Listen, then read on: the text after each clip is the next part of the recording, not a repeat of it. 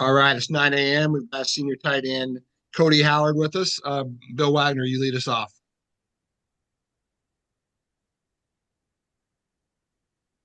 You're muted. You're muted. Cody, how are you? Good. Good. How are you? Well, I guess the first question is, how is your health? I mean, obviously, you've had the injury history, and we're all hoping that you have a very healthy and happy season. Kind of tell us where you're at health wise.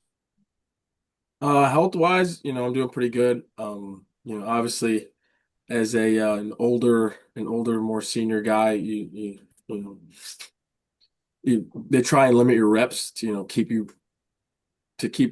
from getting injured or prevent you from getting injured. So that's kind of where we're at right now is just, a little bit of limited reps just to, make sure, to get me to the gates of the actual season in the game. Obviously, I mean, I know you sat out most of spring camp, and then, like you said, you've had limited reps. Are you concerned about rust? I mean, how do you feel sharp? Are you getting enough work that you're ready to go for the opener? Yes, definitely. I'm definitely getting enough work. Like with the limited reps, we pick and choose our moments very carefully to ensure like the things that I know I need to get better at, and the things that I know the team is depending on me to do. We're making sure we rep those hard, and then maybe some other things that you know that aren't they're not less important, but things that I've proven to be sufficient in.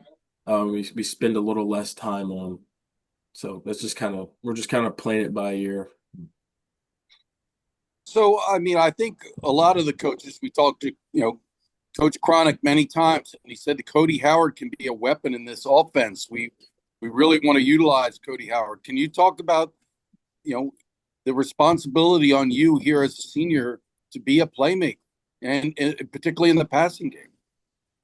Yeah, no, there's definitely an uptick from last year about our ability to catch the ball, and I think that it's not only just me in the room. Obviously, a lot more is expected of our entire room, but that's a privilege, like trusted with to be trusted by the offensive coordinator and by the team to perform on to be asked to do more. So I think it just speaks volumes to how much our room as a whole has grown, like with me, Jake, and some of the younger guys like Will Miles and Theo and stuff like that, how much we've grown and how much more we're being asked to do. I think it's a great thing, and I'm proud to be part of that tight end room. Well, that's the other thing when I asked Coach Cronick about utilizing the tight end more, because if you look at the number of targets to the tight end last season, it wasn't very high. He said that we have to develop trust. Can you kind of talk about proving to the coaching staff that the tight ends as a unit deserve to be targeted more? Yeah, I mean that just comes with relentless work. Like every day in practice, you have an opportunity to build trust. Every time you're in a meeting room, saying the right stuff in meetings, knowing your assignment, your job. That all goes into building trust with not only Coach Cronick and your position coach, but also just like Blake has to trust us to throw the ball to us. So it's building trust with everybody on the offense and everybody in the staff. So. At the one scrimmage I went to, and this has been a while back, several Saturdays ago, but at that point, all the top three tight ends were not available. Are we at full complement now? Is everybody available? You, Jake, Theo, Will, everybody? Yeah, so I think you just saw a particular bad day where, different people's schedules and people getting back healthy kind of overlapped a little bit, and it wasn't the best on that particular day, but our guys are back now, and we're practicing, getting reps, and getting ready for VMI. So, All right, I'll pass it off. Tim Nolan. Hey, Cody, good morning. I want to talk about first week of classes beginning this week and just give us an idea of what your schedule looks like. You making time this morning to do a Zoom at 9, and then you got a whole lot of other things happening the rest of the day. So if you don't mind, just take us through what your day looks like to make everything happen. Yeah, so my day, it starts with getting up and going to breakfast check with Coach K. And then after that, I usually have a little bit of time just because, being a senior, you have a little bit of a better schedule than, our plebe brethren. But I have first period off usually. Today I have second period off, and then I got classes the rest of the day. And then in the middle of the day, we go and go get treatment or go to meetings.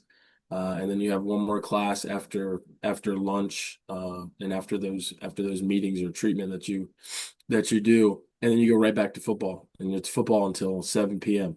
So, it's not the easiest schedule in the world, but there's people that have it worse, and I'm lucky and glad to be where I am. Especially senior year, I have a little bit more time, but it's definitely still, workload. And just to contextualize that, what time are you waking up to make that day possible? I'm waking up usually every day around 6:50, 6:45, just to get to breakfast check and make sure the uniform looks right before I go out on the rest of my day.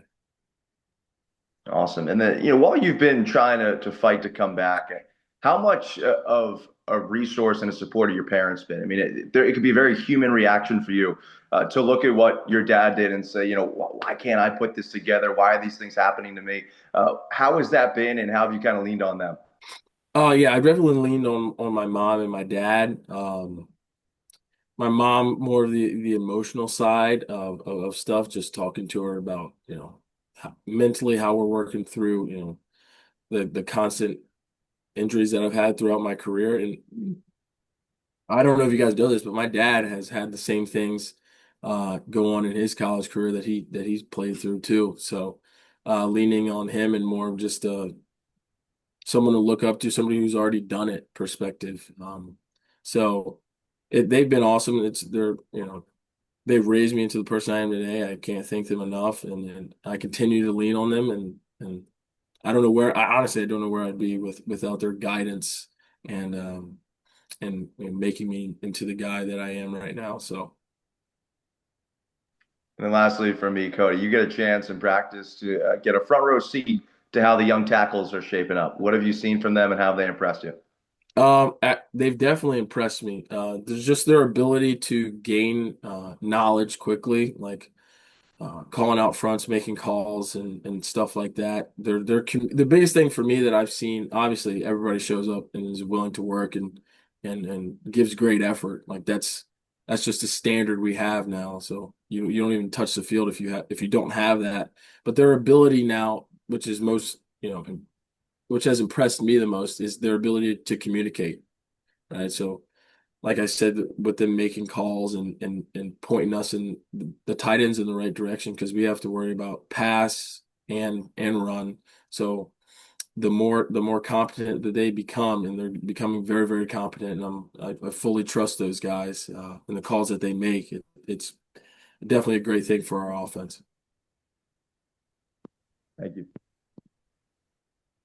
Cody, in our Meet the Mid segment, we had quite a few players put you down as either the toughest player on the team or the player that represents the Naval Academy, better than anybody. What does that mean to you? Uh, that means a lot, because, sometimes you think that, the work that you put in goes unnoticed, but and sometimes the public it does, but that doesn't matter to me. I care about what the guys on the team think about me. That's the only opinions to me that really matter. And it means the world to me that they think I'm a tough dude. Do I think I'm the toughest dude? No, there's quite a few I could rattle off, and they're on the team now and throughout our history. So, it just makes me extremely proud, and it makes me, think about my family and how much they they've had an impact on me being, the toughest guy or whatever you want to call it. So, I'm just proud to represent everybody in a good way. Talking about the only thing that matters is by the locker room. Last year at this time, there wasn't a lot of talk about Navy football. No one outside of Rick Cattell had a lot of expectation for last year. And obviously, won the Commander in Chiefs Trophy, beat Oklahoma, and won 10 games. This year it's reversed.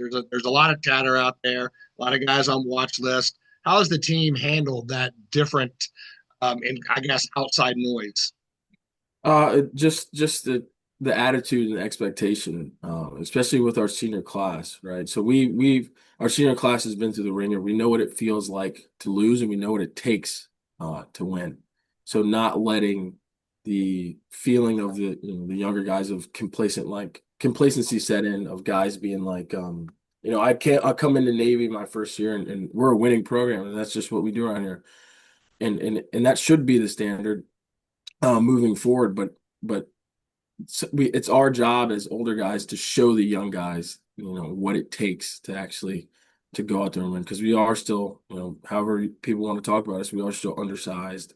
We are still a little bit, out athletic when we hit the field. So it's about showing the younger guys and reminding even the older guys that complacency is not an option for us, or we'll go, 5-6. Thank you. Wags. Cody, you were a wide receiver when the tight end was used as a position at Navy, and it was a bunch of converted defensive guys. Now you're populating the room with guys that were recruited as tight ends. Can you kind of talk about the transformation you're seeing and the increase in skill level? Yeah, I think that the tight end room when I'm done here is going to look a lot different, than it did day one for sure. Like, I don't know who Coach Williams is recruiting, but some big jokers. So which that's exciting for me to know that, after I leave, that these guys are the cream of the crop, really. So I'm just excited, obviously for this season, but I'm excited to see where our program goes after, because I know the guys in the room now, and I can't express enough that I guarantee you they will be far better than I am by the time that they become a senior or a junior, or really get reps on the field. I'm just excited to watch at that point. So. Can you kind of give us a scouting report on some of the other guys on the depth chart? Like, what does Jake Norris bring to the table? What does Will Miles, Theo? Everybody has their own unique strengths and attributes. Can you kind of give us a scouting report on some of these guys? On Jake, I'll just say, if I was gonna pick a toughest dude in the team, that's who it would be. His run blocking, his down blocking is unbelievable. He's a very good, we run zone plays a lot. He's a very good ad zoner as well. He's definitely better than I am at it. We all bring different skill sets to the table, and it's just about mastering. If you're going to bring value to a team, you have to be good at least one thing. You have to master one thing, and I think every guy in that room has done that or is on their way to do that. So, with Theo, he's a little bit bigger, faster. So his ability, his catch radius is his dominant trait. And Miles and Will Miles is just like Jake, just an absolute workhorse. So they all bring something to the table, and at the end of the day, that's all you can ask for, because not everybody's going to be the best at everything, just like I'm not. So it's just about those guys being the best at their particular skill set. Do you think that these guys are far along enough that we may see 3-4 tight ends in games this season, or is the unit not that deep to the point where that they're ready to be out there on game day? You're going to see them on game day. You're 100% going to see them on game day. The unit is deep. With some of the older guys being held out for a little bit just because of managing player load. The young guys are getting a lot of reps, and we're seeing a lot of promise out of them. So we're super excited, and I'm excited to watch some of my guys go out on the field and perform, because I know they will, because I've seen it in practice. Well, that's what we had talked to Coach Cronick, and his system has in the past employed 2 tight end sets without giving away state secrets. Do you think there is a possibility or the capability of having 2 tight end sets if they so choose? I mean, there's definitely a possibility. Not to give away secrets, I'll leave it at that. Like, I'd love for as many tight ends to get. If you could put 5 on there, I'd love for that. So just so all my guys could play. But you know, there's definitely a possibility of that happening. We have the numbers and we have guys that are skilled enough in that room. So in my mind, I could see it happening. And lastly, for me, I mean, are you seeing the offense evolve a little bit? I mean, I know Coach Cronick has talked about staying ahead of opposing defenses and incorporating wrinkles here and there. Are you seeing some slight evolutions in the offense? Yeah, every day we're, even as an old guy, you think you know the plays, you don't. They never tell the old guys to study the playbook that much, but with the wrinkles we're putting in now, I mean, we're just like a plebeian. I gotta lock back in and really not figure out, but keep studying the offense just to button up on it every day because we put new stuff in that I've never seen before. So I think Coach Cronick has definitely stepped up and really gave his best effort to put more or to add more to our offense and things we can do based off of last year, and having similar personnel that have played in games before. I think he's done a great job in adding to our plate, not adding too much, but not also being too conservative at the same time. Thanks, Cody. Cody, on the team right now, there's 21 guys from Maryland. I would say maybe 10 years ago, we were lucky to have 2 or 3. Is that a testament to how much Maryland high school football has improved? Maryland high school football, that's going back to that.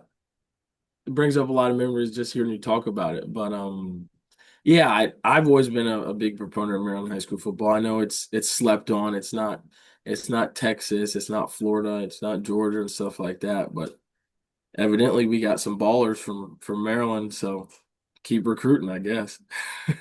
Right now, it's 23 from Florida, 22 from Georgia, 21 from Maryland, 20 from Texas. So you're in the top 4. Hey, Is there a conversation in the locker room about who is the better state in high school football?